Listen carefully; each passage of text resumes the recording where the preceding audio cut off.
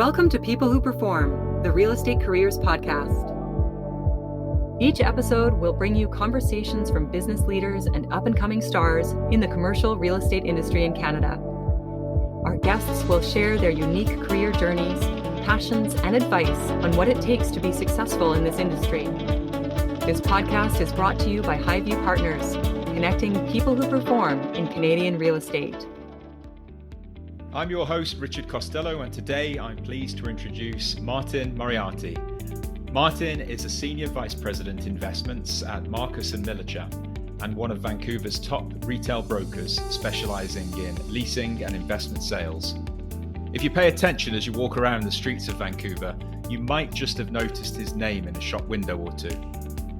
With previous experience as a commercial broker, appraiser and asset manager in London, England, Martin has an accomplished background and is known for delivering on high-profile deals and has been a recipient of several industry awards over the years. In this episode, we're going to hear more about Martin's journey, his insights into what it takes to be successful in brokerage, as well as his thoughts on the retail landscape in Vancouver. Martin, a big welcome to you and thank you for joining us. Thank you for having me. I appreciate it. All right, well, let's start off by getting to learn more about you. So I know you're from the UK, like me, but can you share a little bit about the early years? How did you get into real estate and why the move to Canada? Early years. I thought you were going to ask me about my awkward childhood with no friends when you said early years. Thank goodness we rolled into career. Into real estate, there is a link from a family perspective. From a family side, we were dealing with smaller scale development sites in the southeast of England. So obviously growing up, you see building plans and construction sites, building sites, property auctions, which I don't know if you've been to any, but they're fascinating things in London to see people fight it out across the world for pieces of real estate. I was a bit obsessed with those. So I think that certainly molded some of my interests. I think growing up in the southeast and visiting London a lot, I think the built environment kind of excites you. I was always interested in the financial side of markets, and I think, unfortunately, I don't think I have any creativity in my brain. I think it's all left side. So I did maths, physics, business studies, and economics at school. So it's fairly creative. Less, shall we say. So I think having a financial background with a real asset was always attractive. And, you can see a building, you can see land, you can feel it.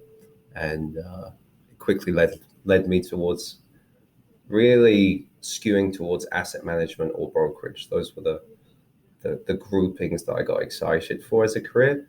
And then, here was the end of the journey. I think that in London, I worked in asset management and brokerage. And with respect to the move to Canada, I'd love to tell you it was with respect to the landscape, the urban environment, the culture, hockey, things of that nature. But as you know, it's always a girl. So my wife is Canadian. Right. And when you got to Vancouver, like how did you come to join the retail industry? So I had experience as a broker in London with really more so investment and actually more so an office background. But I had always been excited by retail. I think retail's the one asset class that people are drawn to more so just socially. We spend our weekends in restaurants and shops and malls and cafes. There aren't too many people that cruise around the industrial estate on the weekend for fun. So I think that certainly pushed me towards that realm. And quite frankly, when I moved here and I met Mario, who is the all-seeing, all-knowing retail juggernaut of North America, seeing his knowledge base, client base, and quite frankly, his experience and his mentorship, it was pretty hard for me to say no to enter that realm. I did actually speak to a few groups, but Mario's a big guy. It's pretty hard to say no to him, to be quite frank. Yeah, absolutely. Yeah, well, we'll kind of come on to Mario and your partnership with him. But you're actually the first guest on this podcast who's currently working in brokerage. Like many of the guests that we speak to have at some point worked in brokerage, but then it's always like this platform to move on. So why do you think you've stuck at it? Why do you think you're still in real estate sales and leasing? It's a fair question. Honestly, it's not really a straight answer to that. I think that brokerage is attractive as the fact that it's fairly high pressure, and I kind of enjoy that. I think a lot of people probably hate that, but there's nowhere to hide. You're able to consistently challenge yourself, and I have nothing for respect for people that go in and out of brokerage. I think that some of them, and we have a lot of clients who are ex-brokers or live vicariously a brokerage life through us, and I think that it's not everyone's cup of tea. Some people don't really like the conflict or the turmoil that's associated with the industry, and I understand that. I think some want to evolve their skill sets, change their perspective with real estate. Brokers are funny, right? I think that why I'm still in it, I think, is because I sincerely enjoy it. The number one tagline you'll get, whether it's through society, popular opinion, or Daily Hive, is that brokers have to be obsessed with money. It's all money, money, money, money. Like that's the headline. And it's, of course, that is a motivating factor, but there's actually quite a lot of pride to what we do. I think that if we do a flagship retail deal, or if we do we sell a significant office building or a significant development site, and we see what the end of that journey is, that gives you a pretty good feeling. So now, obviously, we work as part of a collection of people that do that. It's a collective. It's clients, and architects, and planners, and fellow brokers. But trying to think of the best way. It is almost like a tapestry of these individuals who are able to commit some degree of change. We're a very small part of that, but it's nice to see when you see somebody walking down the street with a bag from a store from a different country that you worked on, or like I said, a rental building being built. These are things that make you feel good. Why I've been in it so long, again, I enjoy it. And quite frankly, as my wife often tells me, I think I'm probably unemployable as any other role on the planet. So I'm lucky I do enjoy it, because I don't think there are options that are out there. Yeah, that's great. No, great answer. Thank you. Martin, what's the biggest risk you've taken in your career so far, would you say? We take on a lot of risk, I think, just generally. In the world of brokerage, when somebody says, hey, there's no paycheck, like this is it, go for it. It kind of, it sinks to the stomach. And when you go home and you tell your wife or significant other that you have no income, unless you do things, it's quite a hard conversation to have. I think risks lie everywhere in our world. We obviously put a lot of work and effort into deals that never happen. So I could speak about specific deals, but I probably shouldn't, where your heart gets broken or trampled upon. The risk for me, like personally, probably moving to Vancouver was a big risk. I was fairly settled in my career in the UK. I was starting to move up the chain. I was pretty excited with where I was going. And obviously, as you know, you've moved around the world. It's hard when you first move somewhere. And when I first moved to Vancouver, the landscape is different from, if we just break down real estate, the ownership profile is different. The tenancies are different. You, like me, probably didn't really know what root beer was when you moved here. So, and I say that because one of the first deals I did was with A&W. Oh, here's an A&W offer. What's A&W? How do you not know what A&W is? And I distinctly remember going into an A&W to taste a root beer to say, oh, wow, this actually is amazing. But it gave me some relativity. Like the ownership profiles are different. So whereas you would call British Land or Land Securities in England for, development sites, like they're not here. You can't find them. There will be some crossover like Grosvenor or other great institutions that are global, but it's a localized profile, so you have to understand the market, and you're already at disadvantage because culturally you're behind the curve as to somebody who grew up here. And then I think we do, in today's world, we do a lot of international deals. So like I distinctly remember with Muji, obviously we did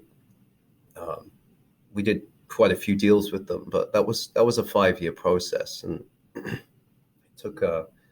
it took a lot of time and effort and education on Canada and Vancouver to get them commissioned. And honestly, it took a lot of cost and a lot of time flying to Japan, flying to Tokyo, Osaka, for meetings and presenting. And we're kind of, I suppose the short answer is it's everywhere in what I do. And from a personal standpoint, moving here was big. But in the general brokerage community, I think you're fairly risk laden with your objectives. So you kind of have to take a risk every day on getting a deal done. And often you won't get the deal done. So you'll feel devastated, but you have to go again. Martin, is there anything you do in your personal time that helps you be more successful in your career? It's a great question. I have an English bulldog, of course I do, and I like to bring him out in the evening for a walk. I live on the west side, so it's either kind of Pacific Spirit or down to the beach or something. So I find the time without a phone and with a little quiet, unless the dog is behaving very badly, quite helpful. I find it allows me to think a little clearly. I know some people do this with yoga or do this with meditation. I suppose it's my form of meditation to grab a bulldog and have it drool and salivate and pant for 35 minutes or so. That's my time, I suppose, to kind of think back on what's been achieved throughout the day and what I can do the day following. I think that I'm a bit meticulous with planning, so I'll often review my calendar multiple times a night, and especially on the weekends, to see what's on the horizon, so I'm not caught out too ill-prepared. Yeah. In terms of like the career, I'm a big believer that the travel is important for what I do. Retail is different in different parts of the world, and I personally think that there's things to be learned from other markets across the world, like whether in London, Dubai, Singapore, New York. Some things work, some things don't. So I think in my specific context of retail, I think it helps. I'm sure it helps across other industry lines too, but it's good to see what's going on in other markets, to see what's on the horizon for our market. Yeah, well, you're answering one of my follow-up questions here, Martin. So we'll come back to travel. What would you say one of your proudest moments in your career is so far? Do you want me to say being on the podcast? Because I can keep making that joke. At one point, it might be funny. Proudest moments. Well, I think I did think about this one. I think I loved. We completed a deal with Equinox Fitness at 1111 West Georgia. So the building, the Terracing building next door to what was the Trump Tower, and I think at the point I was at, I was a young man back then, as opposed to myself now, and it was a big deal at the time. It was 35,000 square feet. It was a pretty sexy tenant. It was the first in Western Canada. I think there was a lot of excitement about it, and seeing it open up, it had a lot of, that was a tumultuous road we went down with that deal. We spent a lot of time in California.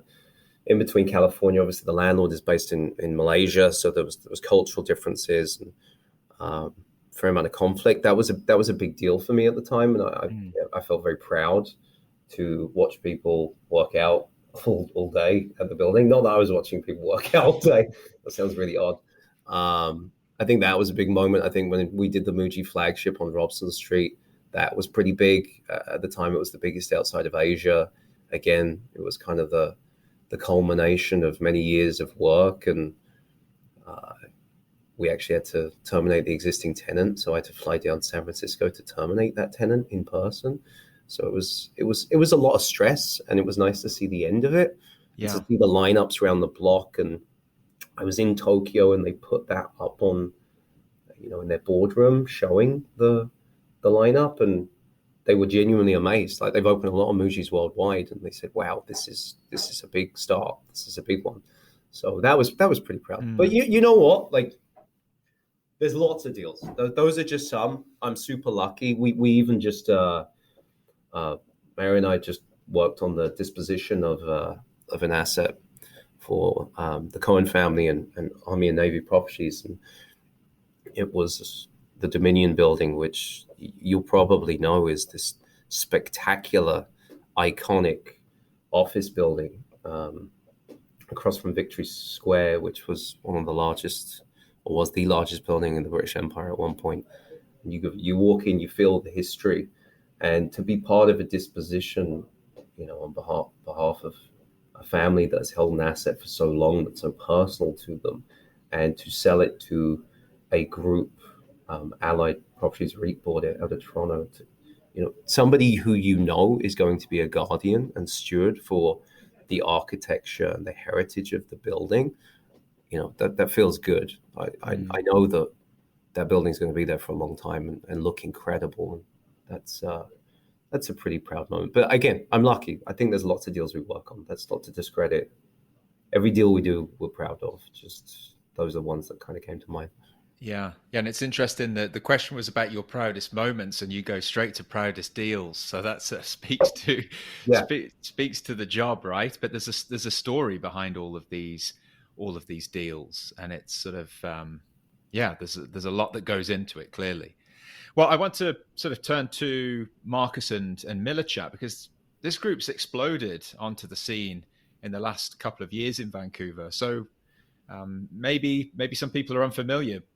What can you tell us about the group, and what sets them apart in your eyes? And then maybe, if you can, like, why did you decide to make the switch over? M&M, we thought it stood for Martin and Mario originally. Sorry, Mario and Martin. we were very disappointed to hear something else, but no, I joked. Marcus is it's a great company. We obviously moved. It was big. I had been at CBRE for just under 10 years. Mario had been there, I think, 23 to 24, 25 years. So it was a significant change. The group is based out of Calabasas in California, very successful in the US, more so on the sales side, the investment side, and specifically in triple net lease sales, so individual buildings with a single tenant. So it's a hard question. I think that I'm a believer that change is good, and that sometimes you need to not necessarily move along, but move out of your comfort zone to maybe challenge yourself again. And we hear about this in sports, we hear about this, politics. And I think just it was maybe the right time, and maybe COVID gave us more time to think clearly or laterally. And we had a fantastic time at CBRE. CBRE is an incredible company. We have great relationships there still. And I couldn't speak more kindly of our time there. It wasn't specific to that. And hopefully that's a nice response for the CBRE legal team if they're listening. And then I think M&M, we just, we liked the idea that this is a company that essentially starts with retail. The team we joined here, the local group, was very retail strong. Not necessarily in the prime urban markets that we're in, but very retail strong across BC, and it's a fantastic group. And quite frankly, there's some really incredible young brokers here that are hungry, and they work. Not that you have to work 24/7, but they work incredibly hard. They've been really eye-opening to see the process here. And on top of that, it gave us the opportunity to really build a platform within the province and the country. We're fortunate that we're in a position that we can work with our senior partners here and with the management to try and deliver a brand to the country that wasn't particularly well known. So yeah, it's exciting. Yeah, absolutely. Are you looking for a recruitment partner that understands your unique hiring needs and can truly represent your business to the market? When you work with Highview Partners, it will feel like an extension of your company. Our process is proven to help you find exceptional talent, which we accomplish by understanding your company's values and culture first. We then commit to a strategic plan, navigate any challenges, and find the candidate who fits the role and your company best. Together, we will help you build a winning team. To discover more about our services, contact us today or visit us at highviewpartners.ca. I want to ask you a question here. A lot of our listeners will be, I guess, new into their real estate careers, and maybe there'll be some listeners that are thinking about, is this career leasing, brokerage, is that for them? So maybe for anyone unfamiliar with like the business of leasing, and without going into like real specific details, like how does it work? How does brokerage work? So in my world of retail, I think general brokerage can be sales or leasing of really any asset class. But in my world, it's retail. So we mostly work on landlord assignments and landlord mandates. So on the listing side, so hence why you see the signs up. Our mandate really is to fill space. So from a leasing perspective, to fill space, existing space, built space, and then future projects, so pre-lease space.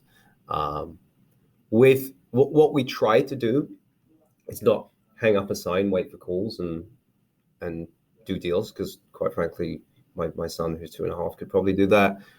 We try to create a mix. And sometimes, landlords are different. Some want economics. They want the best rent. Some want a cooler tenant. Some want a mix. And I think the mix is kind of where we end up, which is trying to create a tenancy profile within the building that suits the environment and the building, and at the same time extracts the maximum value that a landlord can achieve. So that can be a case of sourcing interest for retail buildings or retail spaces, obviously negotiation of offers, dealing with fellow brokers, dealing with consultants. And then we're obviously involved in the lease negotiations. More so, we'll work with a lawyer generally, but we're more so involved in the business side of that lease. But we'll often work with lawyers to try and conclude a deal.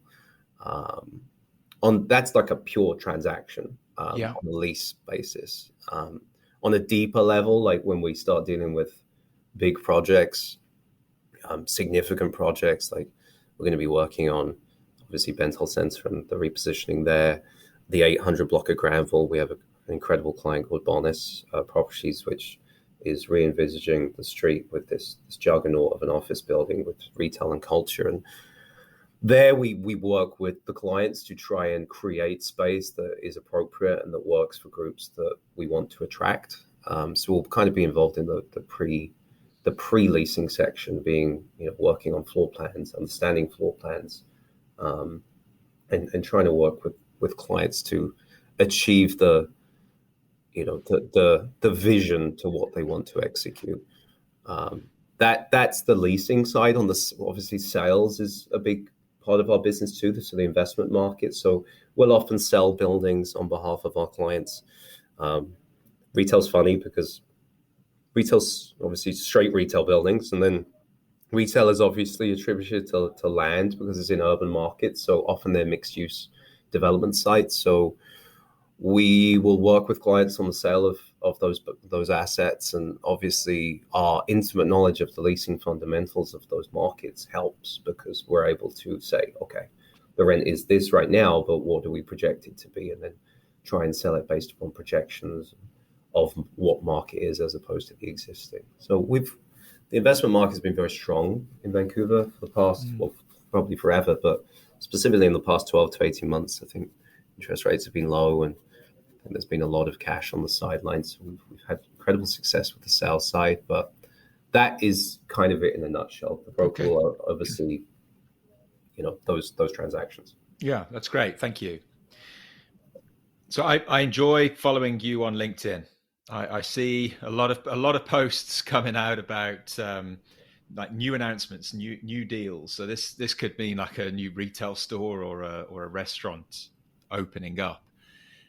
And I was thinking, I can't imagine you're the sort of guy that is making a peanut butter sandwich to tuck into your briefcase for lunchtime. Like, you always seem to be eating out, and I know it's a part of your job. I get it. And what I'm interested in on the food scene, I don't know. A few years ago, it seemed like there was a poke place opening up on every block, and sometimes like two or three.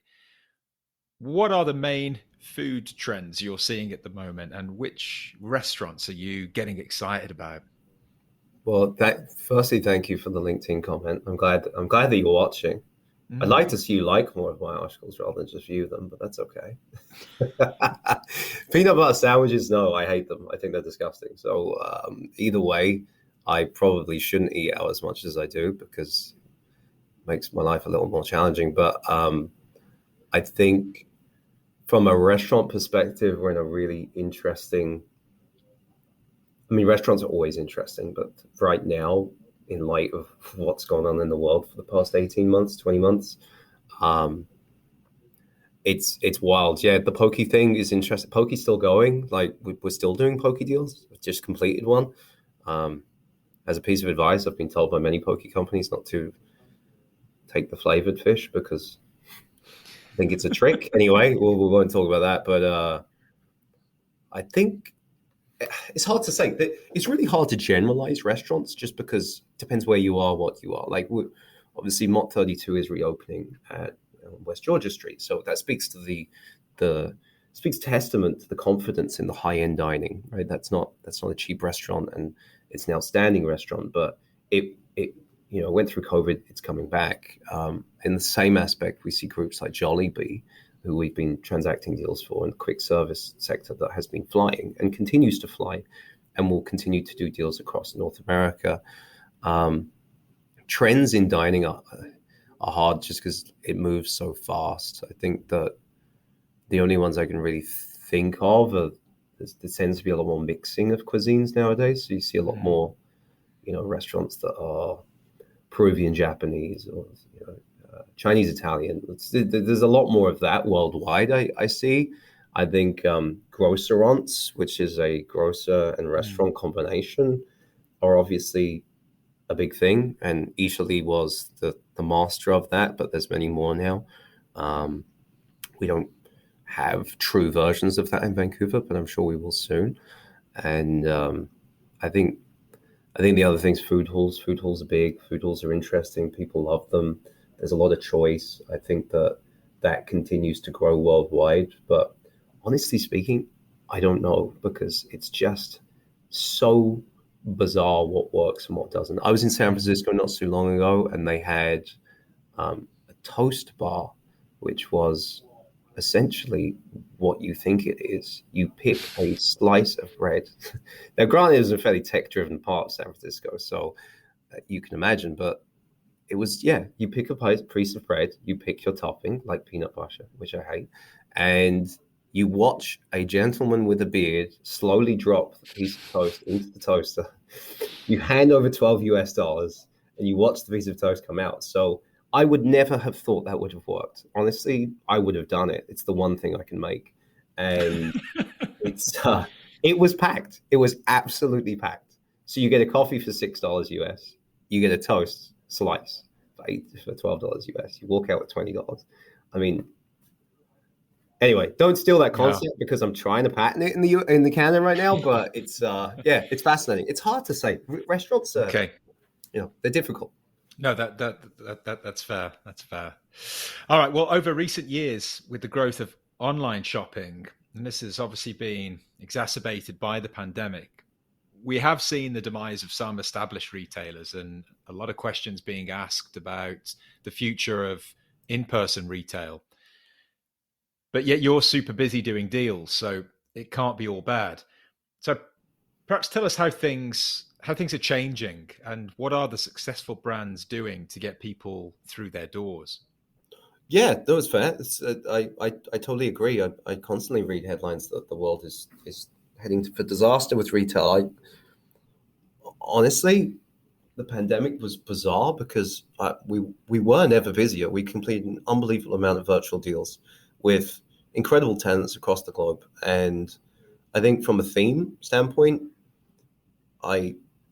sadly, I think that some retailers did really hurt and some retailers will disappear. I think that would have happened anyway. I think COVID just expedited that process. We did a lot of deals with essentially, if you break them back, they're tech companies with a retail front of house. So we did 3 Peloton deals. Obviously, they were hugely successful during the pandemic. And they're showrooms. You don't walk in and buy one. You go and you get familiar with the product. And, that's kind of where we're going with some of these tech companies. We did the Peloton deals. We've just completed an Allbirds deal on West 4th. Obviously, we did Casper years ago.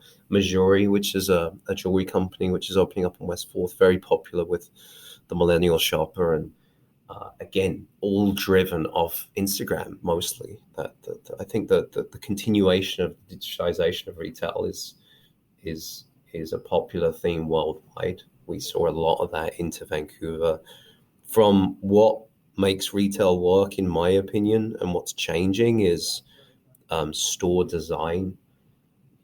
You'll be familiar that going into a shop nowadays, unless it's an incredible shop that you have to be in, you really need to be drawn into it. So whether that's Lululemon, in some capacity doing workshops or boxing classes, yoga classes, combining with Barry's Bootcamp, Calgary, that draws you in. I was in Singapore and I went to the Gentle Monster store, which is like an eyewear company. And honestly, it was more an art gallery than it was like you had to go in. Like there was, you walk by and it'll sound odd, but there were like 12 like figurines of babies twirling in lit up kind of colors. And kind of go, what the hell is that? And then you walk in and you realize you're in an eyewear store. So they're trying to create an experience. They're trying to draw you in. Maison Kitsune, we just did on Water Street, which will be opening up in a couple of months. And they're doing a coffee and wine bar to drag people in or to keep people in, to get people incredibly drunk so they can buy everything. Like there's themes. And even when I was in Tokyo with Adidas store, like they made me run around in a chamber and they gauged my temperature, and then they put me in a Climacool t-shirt and made me run again in the chamber. And they said to me, wow, look, you're 3 degrees cooler in this than you are in that. You have to buy it. Quite frankly, I had to buy it. I don't think I've worn it since, but I had to buy it due to the procedure I went through. And then like entertainment. I think entertainment in retail is big. You're seeing the Picasso galleries, the Van Gogh galleries, Marvel exhibits, Harry Potter experiences worldwide. Like these are the malls are dragging people in with this kind of thing and then having them dissipate around the crowds. And then I think the other, not to bore you with just consistently my thoughts, but the other is that there is a bigger drive towards ethical values with retail. So what's going on with the product? And we have some really good brands in Vancouver that have got that right. Lululemon, obviously, and reigning champ. Like there's a sustainability issue, and the values that they're associated with, and the sustainability that they're pushing are, that syncs with a younger shopper that's concerned about the environment. So, overall, there's a lot there, but it just keeps changing. Yeah, no, I think you touched on a lot of bases there. I mean, in I guess on that sustainability, you'd have to say like Patagonia and Arc'teryx as well with their programs of sort of repairing, and also like I think there's a phrase for it, but selling previously used items, and that seems to be another trend. You're so on point, because I'm actually completing a deal of that sort right now with maybe somebody you just mentioned on exactly that basis. And I don't think, I'll be careful what I say, but I don't think they are making money out of that. I think that they're doing it to show that the brand is careful and cautious of the environment, and it creates dedication towards the brand, so that next time you actually do need a new jacket, you will go to Arc'teryx because you've had a good experience with them. or Patagonia, it's exactly the same. So you bang on. And also the kind of that Instagram effect. Like I was in London in October, and I think it was in Covent Garden, but a Supreme store. Are you familiar with like the Yeah. skateboard? Oh yeah. Yeah, Yeah. but Yeah. like it was kind of unclear. Like walking by on the street, it looked like there was a lineup of people to get into a karaoke bar, and actually they were entering through this sort of karaoke looking shop, and then coming through the Supreme store. But I think the lineup was about 40 minutes to get in, and again, it looked like an art gallery. It just makes you feel very old. Yeah. Oh, absolutely. No, I know with Supreme, and there are others like Bathing Ape and Bape that they kind of break the mold because they don't want to be on a main street. Like they don't think it's cool. They want to be just off so they can push that Instagram factor, right? Like, is it cool to be on the main street? For some retailers, absolutely. But for the right ones like Supreme, kind of just like being off and kind of being able to create this storm of you walking by feeling incredibly old and hopefully walking into the shop and spending a ton of money to make yourself feel young, right? Yeah. Well, I touched on this earlier. You're a well-traveled man. What's your favorite city to visit from the perspective of finding inspiration in your work? Yeah. How do I say it without sounding biased? London, obviously, every time. I am biased, but I can't help how I feel. And I independently believe that it is the best city for my inspiration. I think it always, as you just described, there's always something different.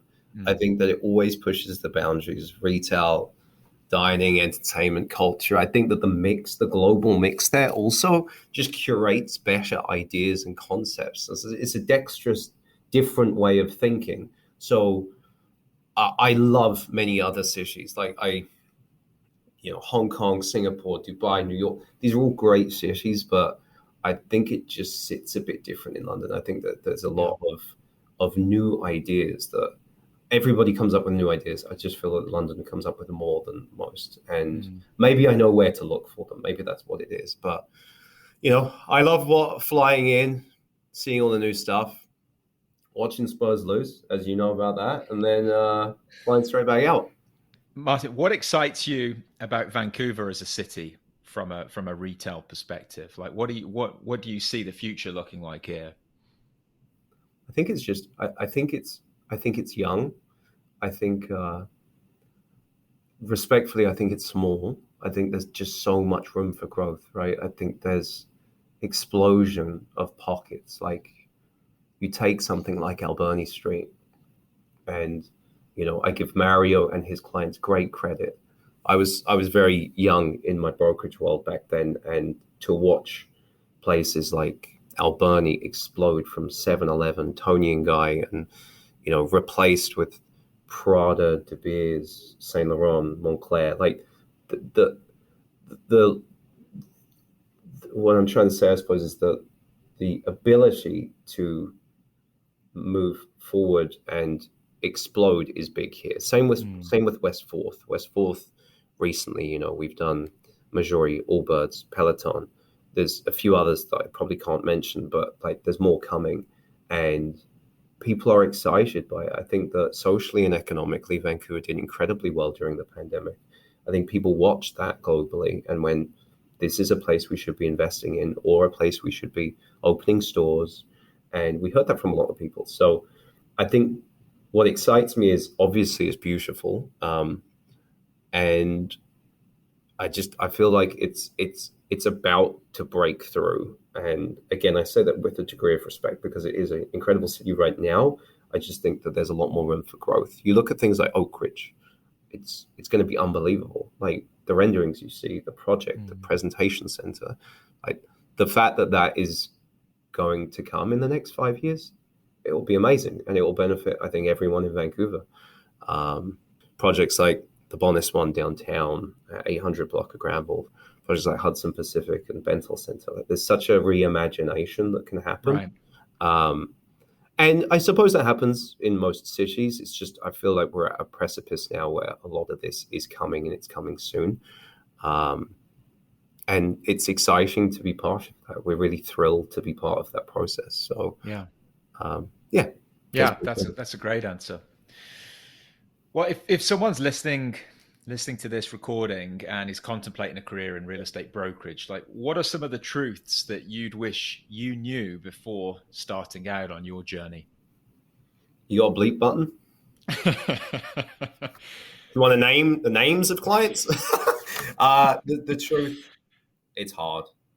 It's really hard. I think that people think it's easy. It's not. We see a fortune and a wealth of people go into brokerage and, I'll just get my real estate license and I'll put up a sign. It's not. It doesn't work like that, and especially in the commercial field, and especially when you want to be at the top of your game, it takes a long time to get there. And then once you are perceived to be there, you have to maintain it and stay on top of it and not lose it and not lose market share. So I suppose it takes time. Like, this doesn't happen overnight. Like, the advice, if the question is like advice. Yeah, that's kind of the lead on question, I guess. Like, what advice would you have for anyone starting out? My advice is that just in a true British manner, to keep calm and carry on. You will often be challenged and you will often be beat up, and it hurts and it takes time and you have to rebound. And quite frankly, you will lose confidence and have to regain it. I think like the true piece of advice would be that you want to try and specialize in something. I see a lot of brokers and they just kind of take calls and will do anything anywhere. And there's nothing wrong with that. I think if you're seeking advice that I could give, it would be to try and understand something better than anybody else. So whether that's urban retail or like office in Burnaby or Richmond Industrial, just if you can say sincerely, I know better than anyone else, knowledge, not anything else, just the knowledge to be able to help you, I think you'll have success. I think you'll get clients. I think people need to believe you. So you can't fake it. I mean, in my instance, it's not true. Sadly, I have Mario, who will always know better than me. So I'm number two, distinctly number two, way below number two. Luckily, this seems like there's room for two. So I'm delighted with that. Yeah, that's great. I guess final question then. Those shoes you have with the little tassels on, where'd you get those from? I'll never give you that, Richard. Ever. I love you know what? Weirdly, I probably shouldn't go into, but I actually have quite a few Korean clients who love them. They always talk about my tassels. I think they're the only people that do, because my wife hates them and thinks I act like a 100-year-old male. But I'm not willing to broadcast it. I love them. My granddad did too. Martin, thank you very much for your time. This has been really, really interesting to get your perspective here. So thank you very much. Thank you. I really appreciate it, Richard. I appreciate the podcast. I think it's great, and I love that accent. I'd love to have it. Cheers, Martin. Thank you. Take care. Thank you for listening to People Who Perform, the Real Estate Careers podcast brought to you by Highview Partners, a talent search and recruitment firm focused exclusively on Canadian real estate. If your real estate team is looking to find the best next hire, or if you're ready to make the best next move in your career, then reach out to Highview Partners today. Follow us on LinkedIn and visit us at highviewpartners.ca.